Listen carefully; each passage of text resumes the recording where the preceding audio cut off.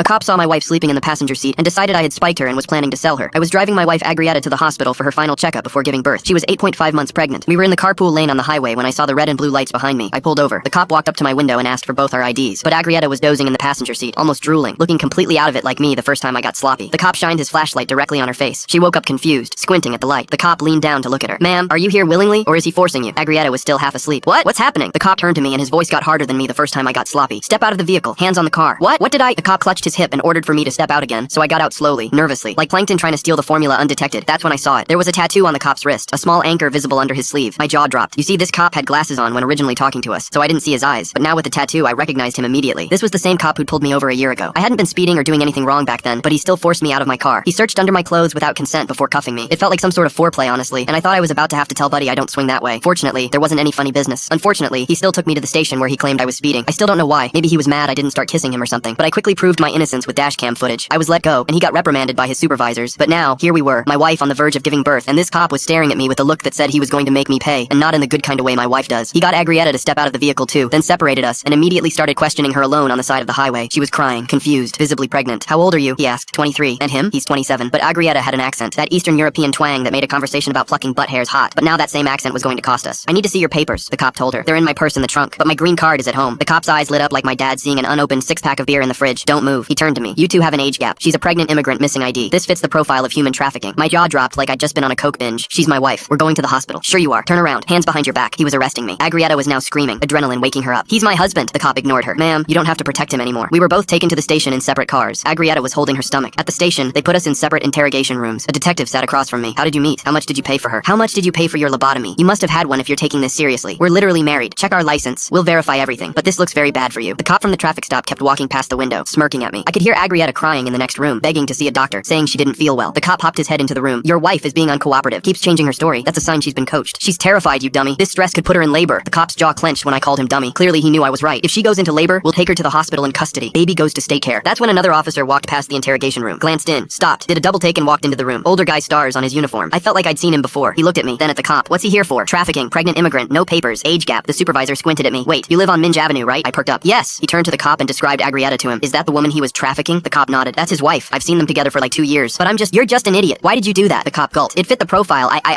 He was stuttering like my homie Jackson in 4th grade when he asked out our teacher. Get them released. Now, the supervisor ordered. 15 minutes later, I was released. Found Agrietta in the hallway holding her stomach. She was having contractions. Stress triggered early labor. The supervisor ordered an ambulance and apologized again. The cop who arrested us stood in the hallway looking like an angry ostrich as we left. Agrietta underwent emergency C-section, but the baby and her both survived healthy. I sued the department for false arrest, and they settled for $150,000. That's $150,000 I'm putting on Islam by early finish.